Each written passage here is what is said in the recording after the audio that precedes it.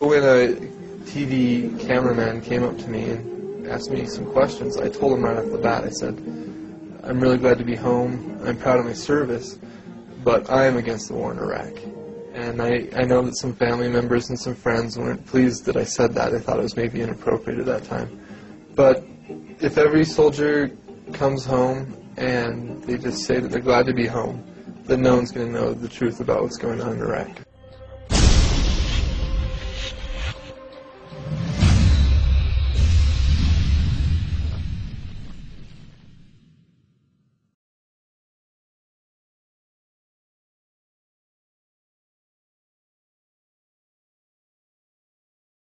Flags are bits of colored cloth that governments use first to shrink-wrap people's brains and then as ceremonial shrouds to bury the dead.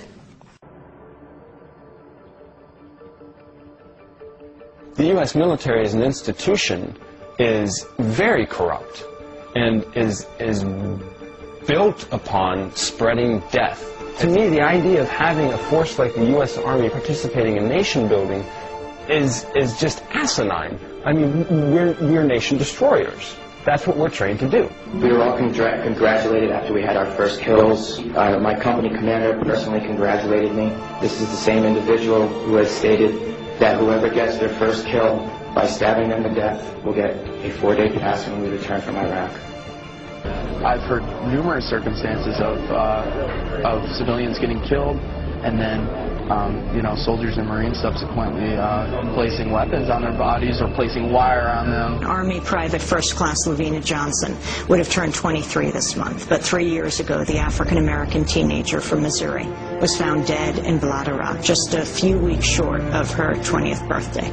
Her body was found in a tent belonging to the private military contractor Kellogg Brown & Root. She'd abrasions all over her body, a broken nose, a black eye, burned hands, loose teeth, acid burns on her genitals, a bullet hole in her head.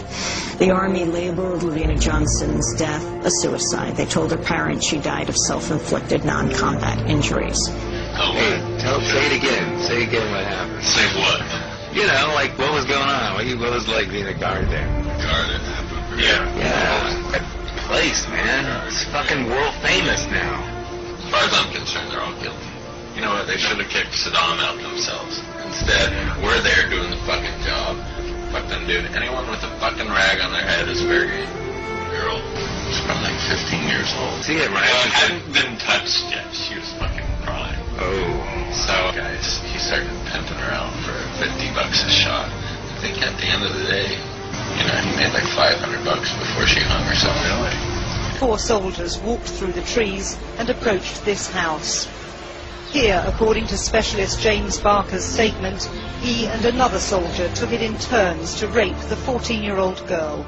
In another room, the girl's parents and 5-year-old sister were shot dead. Barker's statement said after Green had killed the 2 adults and the little girl, he came into the room where the teenager was being sexually assaulted. He had an AK-47 rifle in his hand. He said, "They're all dead. I killed them."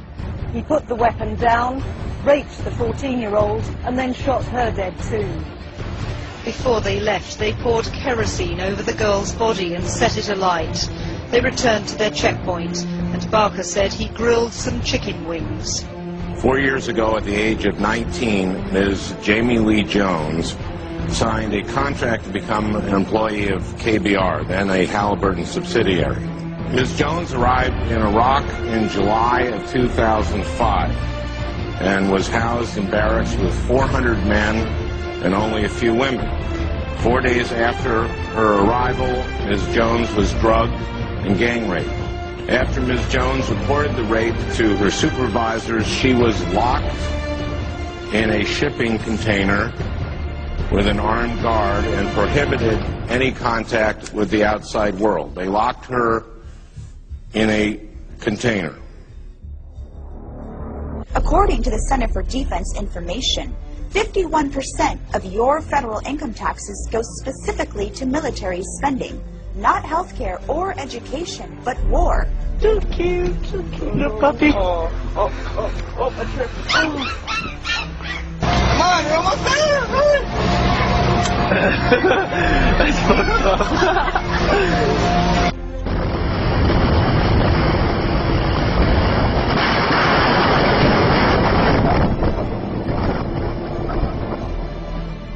Why was her child, one of an increasing number born with deformities since the war, like this?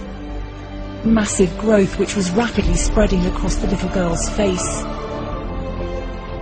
Case after case of differing deformities without any real explanation, except their parents' suspicions that the deformities were caused by chemicals such as white phosphorus used by the Americans during the war. A Geiger counter will give a reading of between 5 and 15 pulses per minute in a typical environment. This depleted uranium round will trigger 10,000 pulses in about 40 seconds. This type of ammunition is radioactive because it is made of nuclear waste referred to as uranium-238 or depleted uranium. This material is left over from the processing of uranium-234 used for atomic bombs and uranium-235 used in nuclear power plants. Uranium-238 remains radioactive for 4.5 billion years, and its toxicity reveals itself as soon as particles are inhaled or ingested. Cancer and birth defects are the most common side effects.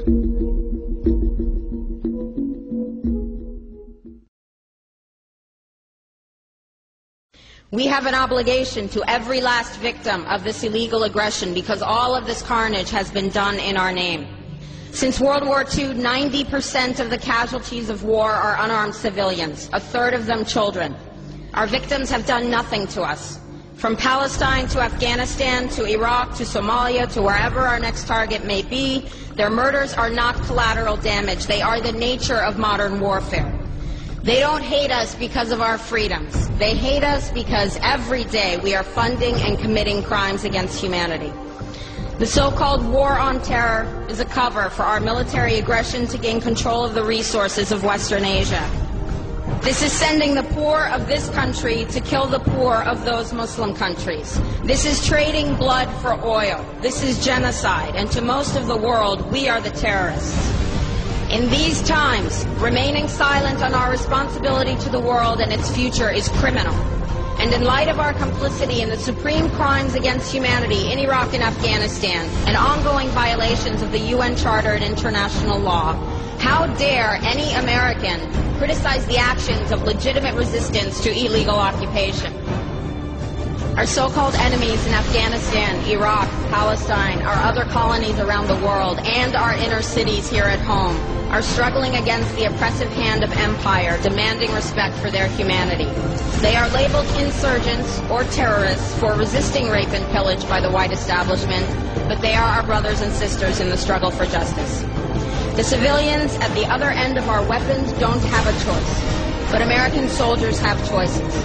And while there may have been some doubt 5 years ago, today we know the truth. Our soldiers don't sacrifice for duty, honor, country. They sacrifice for Kellogg, Brown, and Root. They don't fight for America, they fight for their lives and their buddies beside them because we put them in a war zone.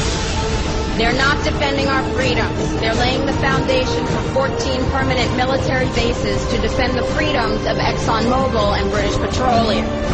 They're not establishing democracy. They're establishing the basis for an economic occupation to continue after the military occupation has ended. Thanks to American help, is defined by house raids, death squads, checkpoints. Iraqi society today, detentions, curfews, blood in the streets, and constant violence.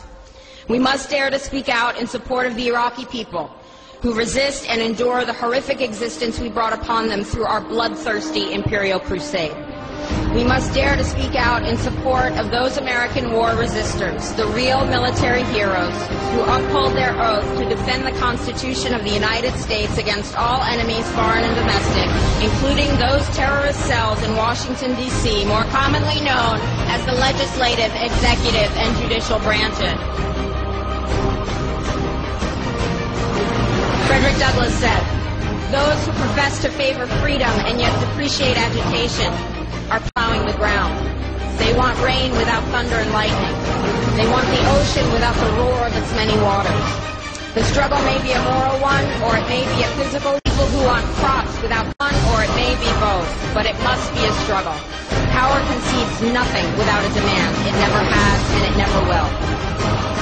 Every one of us must keep demanding, keep fighting, keep thundering, keep plowing, keep speaking, keep struggling until justice is served. No justice, no peace. No justice, no peace.